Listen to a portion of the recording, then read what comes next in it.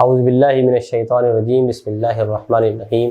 قال اللہ تبارک و تعالی فی القرآن المجید اعوذ باللہ من الشیطان الرجیم بسم اللہ الرحمن الرحیم انما یفتری الکذب الذین لا یؤمنون بآیات اللہ اولئک هم الکاذبون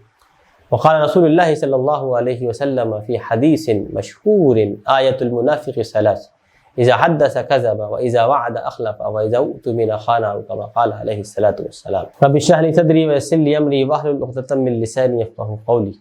اما بعد۔ محترم ناظرین، آج کا ہمارا ٹاپک ہے کذب، اردو میں جھوٹ بولنا یا جھوٹ پہ کام کرنا۔ قرآن مجید میں اللہ تعالیٰ نے یہ بات ارشاد فرمائی کہ جو لوگ اللہ تعالیٰ کی آیات پر ایمان نہیں لاتے وہی لوگ ہیں جو طرح طرح کی بے محل و بے فائدہ جھوٹ باتیں اللہ تعالیٰ کی طرف منسوب کرتے ہیں۔ قرآن مجید میں انبیاء کی جو صفات ہیں اس میں صدق کی صفت کا بھی وضاحت کی گئی ہے، لہذا تمام انبیاء کے بارے میں یہ بات ارشاد فرمائی گئی ہے، جیسے کہ سورہ مریم میں کہا گیا کہ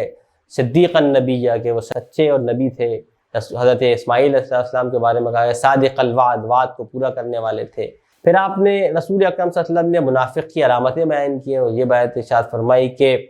منافق وہ ہے کہ جب گفتگو کرے تو جھوٹ بولے، جب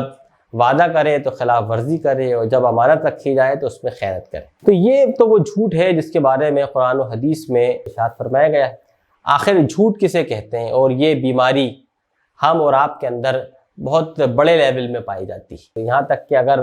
ہم اپنا جائزہ اور احتساب کریں، اپنے معاشرے کا احتساب کریں، تو جھوٹ کی یہ بیماری کم و بیش ہر شخص میں پائی جاتی ہے۔ پھر کسی میں یہ قولی ہے، کسی میں یہ عملی ہے، یعنی کوئی اپنے زبان سے جھوٹ بولتا ہے تو کوئی اپنے عمل اور اپنے کردار سے جھوٹ بولتا ہے۔ اور جہاں تک زبان سے جھوٹ بولنے کا گناہ ہے، اتنا ہی گناہ عمل سے اپنے کردار سے جھوٹ بولنے کا ہے۔ قرآن مجید میں جبھی تو کہا گیا ہے کہ لما تقولون ما لا تفعلون، کہ تم وہ کہتے ہی کیوں ہو جو تم کرتے نہیں ہیں، تمہارے قول اور فعل میں تضاد ہے، یہ یقیناً بہت بری چیز۔ اب جھوٹ کی لغوی تعریف کیا ہے؟ تو لغت میں یہ کاف دال با کذب سے یہ لفظ مشتق ہے، اس کے معنی ہے صدق، یعنی سچائی کے خلاف جو چیز ہو وہ کذب ہے۔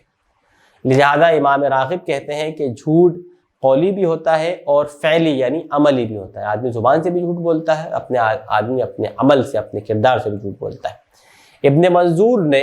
جھوٹ کو سچائی کا اپوزٹ قرار دیا ہے، اور ابن حجر رحمۃ اللہ علیہ نے فتح الباری میں جھوٹ کے متعلق یہ بات ثابت کی ہے قرآن و حدیث کی تمام دلائل کو جمع کر کے، کہ جس سے یہ بات انہوں لکھتے ہیں کہ الکذب جو ہے من اکبر الکبائر، یہ بڑا کبیرہ گناہوں میں سے ایک گناہ ہے۔ لہذا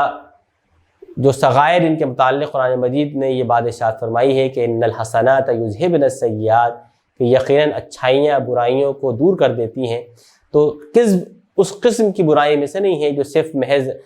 خیر کرنے سے دور ہو جائے، بلکہ اس گناہ سے اللہ تعالیٰ کے سامنے معافی بھی طلب کرنا ہے۔ اگر زبان سے جھوٹ بولنے کا عادی ہے تو اپنی زبان پر قابو کرنا ہے، اور اگر اپنے کردار سے اور اپنے اعمال سے وہ جھوٹ بولنے کا عادی ہے تو اپنے کردار کو درست کرنے کی ضرورت ہے، اپنے اعمال کو درست کرنے کی ضرورت ہے، اور اپنے فکر و خیالات کو درست کرنے کی ضرورت ہے، تاکہ وہ انسان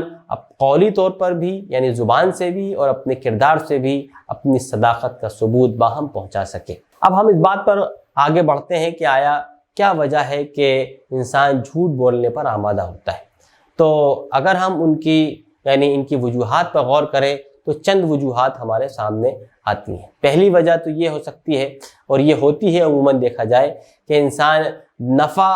زیادہ سے زیادہ حاصل کرنے کا خواہش مند ہے، اور وہ زیادہ سے زیادہ یہ چاہتا ہے کہ نقصان سے وہ دور رہے۔ تو نفع حاصل کرنے اور نقصان سے بچنے کے لیے انسان اکثر و بیشتر جھوٹ کا سہارا لیتا ہے۔ تو پہلی وجہ جھوٹ بولنے کی یہ ہے۔ ایک دوسری وجہ یہ بھی ہے کہ اس کی بات جو ہے وہ لوگوں کے اندر اثر اندازی پیدا کر سکے، وہ لوگوں کو متاثر کر سکے، اس لیے بھی وہ انسان اگر کردار کے اعتبار سے کمزور ہے تو اب تو جھوٹ کا سہارا لیتا ہے۔ اسی طریقے سے کبھی کبھی جھوٹ اپنے دشمن کے قہر سے یا اس کے کسی قسم کے ظلم سے بچنے کے لیے بھی اختیار کیا جاتا ہے، اور اگر ہم اور زیادہ ڈیپ میں جائیں اور غور کریں تو ہمیں یہ معلوم ہوتا ہے کہ جھوٹ اگر بار بار بولا جائے اور جھوٹ بولنے کی انسان مستقل عادت بنا لے تو وہ اس کی عادت ثانیہ بن جاتی ہے، لہٰذا پھر وہ جھوٹ بولتا رہتا ہے۔ رسول اکرم صلی اللہ علیہ وسلم نے کن کن مقامات پر جھوٹ بولنے سے لوگوں کو روکا ہے، جیسے کہ ایک روایت میں یہ آتا ہے جو ابو داؤد نے روایت کی ہے کہ عبداللہ ابن عامر ایک صحابی ہیں، وہ یہ کہتے ہیں کہ میری ماں نے ایک مرتبہ مجھے بلایا، اس وقت نبی اکرم صلی اللہ علیہ وسلم میرے گھر میں تشریف رکھتے تھے، اور وہ یہ کہتے ہیں کہ میری ماں نے کہا کہ بیٹے ادھر آؤ میں تمہیں کچھ دوں گی، تو رسول اکرم صلی اللہ علیہ وسلم نے کہا کہ تم اس کو بلاتی ہو لیکن تم اس کو کچھ دینا نہیں چاہتی، تو انہوں نے کہا، ان کی والدہ نے، کہ نہیں، میں اگر وہ آئے گا تو میں اس کو ایک کھجور دوں گی، تو آپ نے فرمایا کہ اگر تم اس کو کھجور نہ دیتی تو یہ بھی تمہارا جھوٹ ہے جو لکھا جاتا۔ تو عموماً گھر میں والدین اپنے بچوں کے ساتھ اس قسم کے جھوٹ یعنی اس قسم کا بھی عمل کرتے ہیں، اور وہ یہ سمجھتے ہیں کہ یہ کوئی بری چیز نہیں ہے، جبکہ نبی اکرم صلی اللہ علیہ وسلم نے فرمایا کہ یہ چیز بھی تمہارے جھوٹ میں شامل کی جاتی ہے اور تمہارے جھوٹ میں یہ چیز بھی لکھی جاتی ہے۔ جیسا کہ آپ صلی اللہ علیہ وسلم نے یہ بات بھی ارشاد فرمائی ہے کہ وہ شخص جو لوگوں کے درمیان بیٹھتا ہے کہ لوگوں کو ہنسانے کے لیے، مسخرہ پن کرنے کے لیے لوگوں کے سامنے جھوٹ بولتا ہے، تو اس سے بظاہر کسی کا نقصان نہیں ہوتا، لیکن آپ صلی اللہ علیہ وسلم نے فرمایا فَوَيْلٌ لَهُ، ایسے شخص کے لیے تباہی ہو، فَوَيْلٌ لَهُ، ایسے شخص کے لیے تباہی ہو۔ تو یہ بھی معلوم ہوا اس حدیث سے کہ مذاق میں بھی جھوٹ بولنا رسول اکرم صلی اللہ علیہ وسلم نے ناپسند فرمایا، اور جان بوجھ کر جھوٹ بولنا وہ تو جیسا کہ ظاہر ہے احادیث میں اس کو منع کیا گیا ہے۔ اسی کے ساتھ ساتھ ایک روایت میں یہ بات بھی آتی ہے کہ حضرت اسما کہتی ہیں کہ ایک عورت رسول اکرم صلی اللہ علیہ وسلم کے پاس تشریف لائی اور اس نے کہا کہ میں اپنی سوکن کو جلانے کے لیے اگر یہ کہتی ہوں کہ میرے خاوند نے مجھے فلاں فلاں کپڑے دیے، فلاں فلاں چیزیں دیں، اور جبکہ مجھے اس نے وہ نہیں دی ہیں، تو کیا یہ بھی گناہ ہے؟ تو آپ نے فرمایا کہ ہاں یقیناً یہ بھی گناہ ہے۔ تو یہ تمام قسمیں، اور اس میں غور کرنے سے یہ بات معلوم ہوتی ہے کہ جھوٹ جو ہے وہ کتنی بڑی گناہ ہے۔ اسی لیے آپ صلی اللہ علیہ وسلم نے جھوٹ بولنے والوں کو منافق سے تعبیر کیا، اور آپ نے فرمایا ایک روایت میں جو ابو امامہ رضی اللہ تعالیٰ عنہ سے، کہ آپ نے فرمایا کہ انا زعیم ببیتی فی ربض الجنۃ لمن ترک المراء وان کان محقا، کہ میں ایسے شخص کے بارے میں دعویٰ کرتا ہوں کہ میں اس کو جنت کے ربض یعنی جنت کے جو آزو بازو کے جو لواحق کے جو علاقے ہیں ان میں جنت میں اس کو ایک ایسا مقام اور ایک ایسی جگہ دلا دوں گا، اس شخص کو جو کہ جھگڑا اور بیکار کا بحث و مباحثہ چھوڑ دے اگرچہ وہ حقدار ہی کیوں نہ ہو۔ پھر آپ نے فرمایا کہ وَبِبَيْتٍ فِي وَسْطِ الْجَنَّةِ لِمَنْ تَرِكَ الْكَذِبَ وَإِنْ كَانَ مَاضِحًا، اور میں ایسے شخص کو جو جھوٹ کو تمسخر میں بھی نہ بولے، میں ایسے شخص کو جنت کے بالکل وسط میں جگہ دلاؤں گا، میں اس بات کا کہ گارنٹر ہوں۔ اور پھر آپ نے فرمایا وَبِبَيْتِي فِي أَعْلَى الْجَنَّةِ، اور اس طریقے سے جنت کے اعلیٰ یعنی سب سے اونچے مکان میں ایک ایسا گھر اس شخص کو دلاؤں گا جس نے اپنے اخلاق کو سنوار لیا، جس نے اپنے خلق کو بہتر بنا لیا۔ تو اللہ کے رسول نے فرمایا کہ میں اس کو بہترین اعلیٰ مقام جنت میں دلواؤں۔ تو یہ وہ ایک ایسی صفت ہے جھوٹ کی جو دل کے اندر، یعنی اصلاً یہ کوئی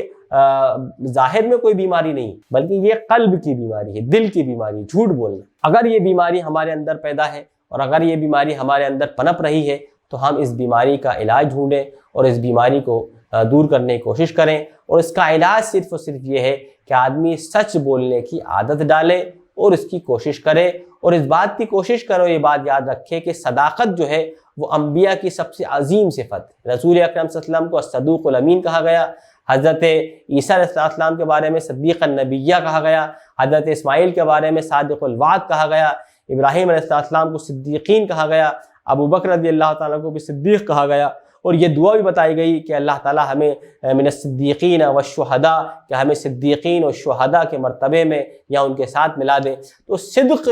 پر وہ پریکٹس کرے، اس پر زیادہ سے زیادہ کوشش کرے۔ اگر اپنی زبان سے جھوٹ بولنے کا عادی ہے تو اپنی زبان کی پکڑ کرے، اور اگر اپنے کردار سے وہ جھوٹ بولنے کا عادی ہے کہ وہ کہتا کچھ ہے اور کرتا کچھ ہے، بتاتا کچھ ہے، اس کا عمل کچھ اور دکھاتا ہے، تو وہ اپنے کردار کو احادیث و قرآن کی روشنی میں تبدیل کرنے کی کوشش کرے، اور اس بات کی کوشش کرے اور اس بات کی سعی کرے کہ اللہ تعالیٰ اس کو یعنی اس بات کی بھی اللہ تعالیٰ سے بار بار دعائیں کرتا رہے، توفیق مانگتا رہے کہ اللہ تعالیٰ اس کو اس بری صفت سے بچا لے، اور اللہ تعالیٰ اپنی نظر رحمت اس پر عنایت کرے، تاکہ اللہ تعالیٰ اس کے دل کا تصفیہ کرے اور اس کے دل کے اندر اس برائی کو جو پنپ رہی ہے، جو عنقریب اس کو ایک بڑی ہولناکی کی طرف لے جاتی ہے، تو اللہ تعالیٰ سے وہ دعا کرے کہ اللہ تعالیٰ اس کو محفوظ رکھے۔ اللہ تعالیٰ سے ہم بھی دعا کرتے ہیں کہ اللہ تعالیٰ ہم سب کو اس بری عادت سے اور اس بری خصلت سے محفوظ فرمائے۔ وآخر دعوانا ان الحمد للہ رب العالمین۔